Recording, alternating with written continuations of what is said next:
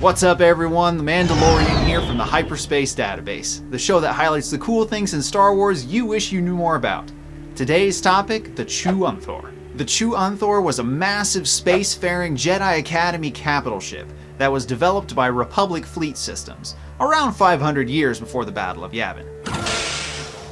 The Chu'unthor was developed during the Old Republic for use by the Jedi Order as a mobile Jedi praxium, and was incredibly large, about 2/3 the size of a standard Imperial-class Star Destroyer. The ship crewed 4,000 crew members that were housed in the central command module on the highest deck, but the majority of the ship was largely automated and run by droids. It held up to 10,000 passengers throughout the rest of the ship, that comprised mostly of Jedi apprentices under the supervision of a number of Jedi Masters. The name Chu'unthor, when translated from Syrian, was the word Academy, which seemed fitting considering the team that designed the ship.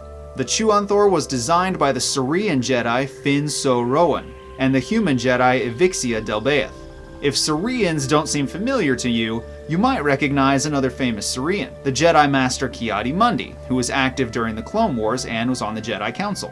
The Chu'unthor was designed as a mobile training facility, and as such possessed many different rooms on several decks that were dedicated to Jedi development, from exercise and sparring rooms to lightsaber workshops and meditation chambers, and the ship even featured a medical wing to teach the healing arts to young students. The ship had an extensive library that held text covering many different subjects, including Jedi lore, galactic history, literature from around the galaxy, as well as encyclopedias on galactic art, culture, and language. It also had many viewing stations and expansive viewports to alleviate the sense of confinement that usually came with life on a starship.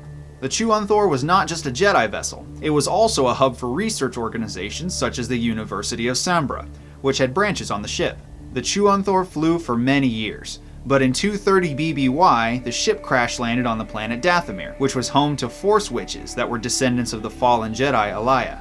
The Jedi were held prisoner by the Force Witches, and so a group of Jedi were sent on a rescue mission to free them from their captors. This attempt did not go as planned, though after Yoda saved the life of a young Dathomir witch named Rel, the two groups were able to compromise and reach a mutually beneficial agreement. The Chu'unthor was to be left on Dathomir with all its libraries intact, and in exchange, all the prisoners would be allowed to leave the planet.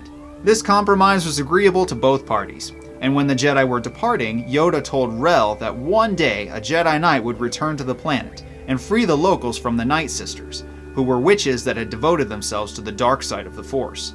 This prediction would come true, though several hundreds of years later. 8 years after the Battle of Yavin, Luke Skywalker would visit the planet Dathomir with the Hapan Prince Isolde, as chronicled in the Legends novel The Courtship of Princess Leia, when he was looking for Han Solo and a kidnapped Princess Leia.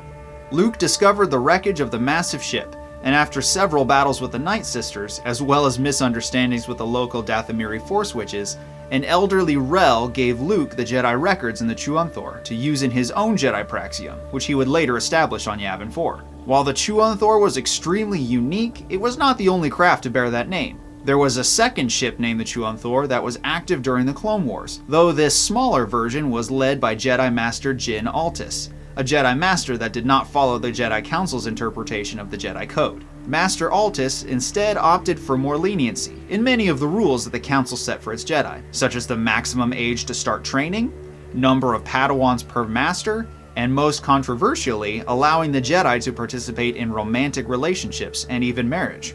The Chu'unthor was a magnificent mobile Jedi Academy, and served the Jedi well during its centuries of operation. Who knows how long the vessel would have continued to serve the Jedi had it not crashed onto the planet Dathomir. Though if it had not crashed, the information inside of it might have been lost during the Jedi Purge of Order 66, and never used to bolster Luke Skywalker's new Jedi Academy after the defeat of the Empire.